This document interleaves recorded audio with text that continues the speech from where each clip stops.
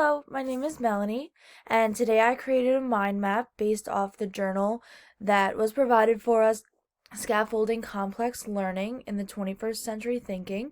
So I do have a mind map, and I do have the citation down here for everything that was used within this mind map.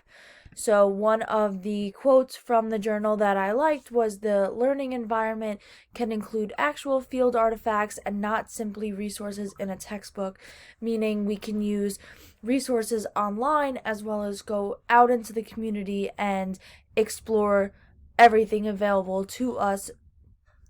That way our learners get the most well-rounded education. So using the community, we can problem solve, brainstorm, and help each other out, which is very important because educators need to work as a team. You can't do it alone. So ways we can use the community are Facebook groups and social media. We talk about that a lot in these courses, so we can look for other educational resources. If I am teaching a science lesson and I can't think of something that's going to fit my learners to the best of their ability, I can look for someone else who already taught that lesson and possibly use one of their examples. You can use social media for job opportunities and different focused groups and really brainstorm with others. In the article, they talked about internships and partnerships, so teaming up with someone with more or similar experience to you so you can work together to get the best outcome, which is really important. Additionally, when using an internship or applying for one, you're getting your foot in the door somewhere that you might not have had the opportunity to beforehand. We can also use web-based communication such as webinars. It's a great way to learn. Zoom strategy meetings and attending a college level program like this one. I've really learned a lot in the last couple months.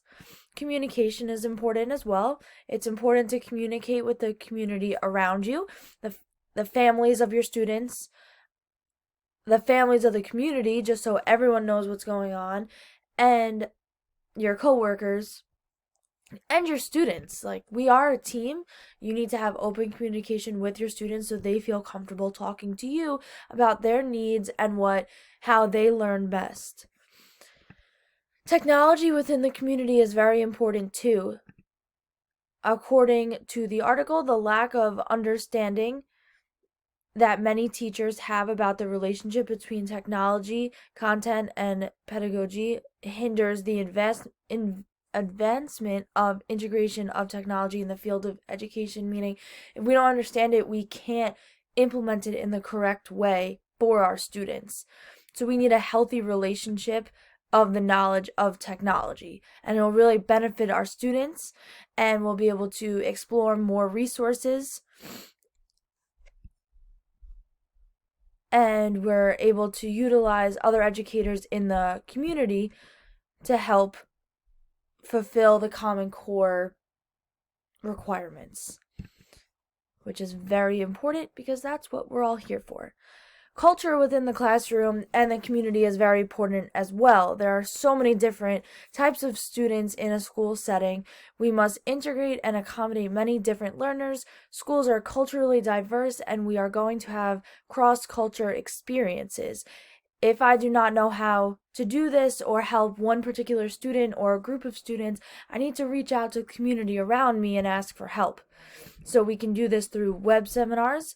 Educators might attend web seminars to learn new ideas for the classroom. We need to learn new technology.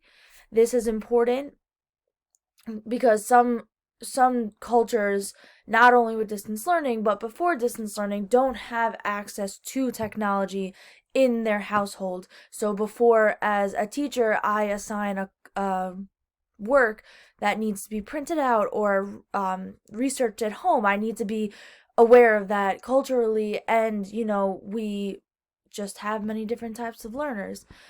So now with distance learning, it's a whole new mindset, and I need to be aware of that before I assign something. Additionally, comfortability. Within cultures or a student who learns differently than others, some students might not feel comfortable using the technology that I'm asking them to use. They would rather have it in front of them on paper or in a textbook, so educators must plan for that as well. We also have to understand the learner, and then every learner is different, which is very important.